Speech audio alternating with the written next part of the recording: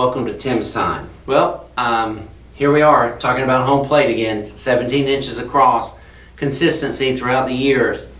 And I think I began last week talking about some things that you and I can do during all of this mess, whatever this new reality is, to do the things that we've always been called to do. And so last week we began by talking about dialoguing with the staff, sending an encouraging note or a card. Let me add something to that and then we'll move along. Send us an email and let us know where you are spiritually. Or if the Lord is teaching you something in His Word in your daily reading, we'd like to know that. I know what you're thinking. Tim, you're really, really busy and I hate to just give you that. I am busy. We're all busy. Our staff is tremendously busy, busier than you would think with the limitations that have been placed on us and not being able to do visitation. But we love hearing stories of what God is doing in your life, especially what He's teaching you in His Word. So you never know. We might read it. We might call on you and say, get that in a 3-minute form, and we want you to share it with the church. So dialogue with your staff. Second, I'm going to put this down to use these props. The second thing you can do is contact those around you. And you'll see I have a catcher's mitt, I have a regular fielder's glove, and I have a baseball. I have, in theory, with a home plate, all I need is a bat, and I'm ready for a game, sort of. I mean, I can remember, other than my Little League team, I can remember having my first glove and my first ball, and I can remember in Texas, sitting in the backyard, making up plays, throwing the ball in the air, playing baseball by myself.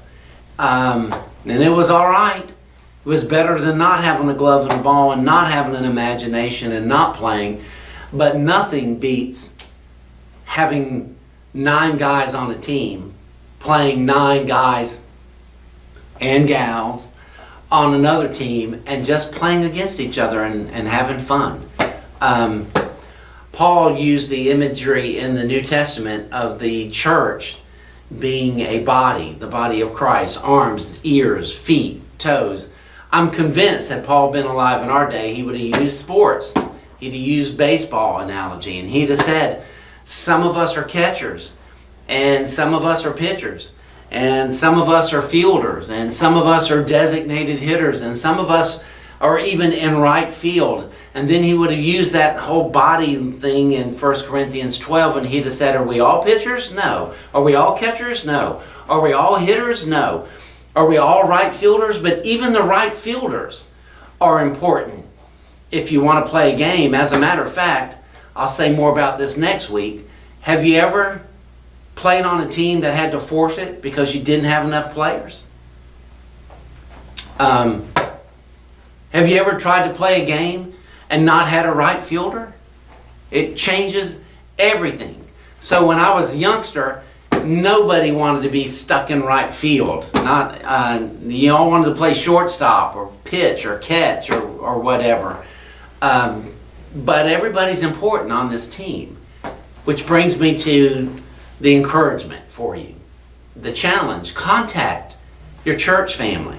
Everything that you can dialogue with your staff about, you can dialogue with your church family.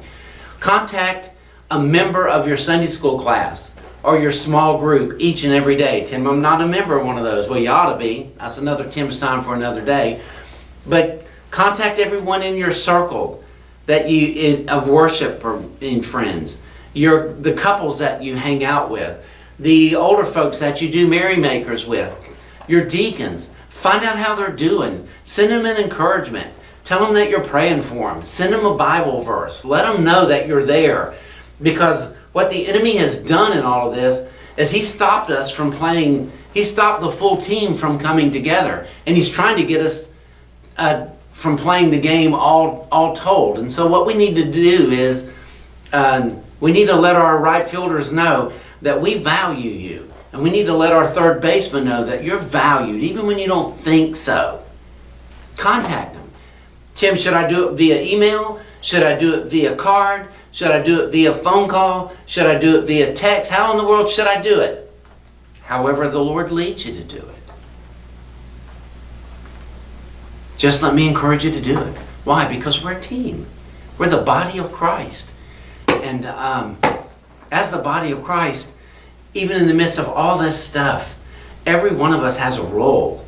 Every one of us has a position to play. And it's time to play ball. So let me encourage you to pray over that this week.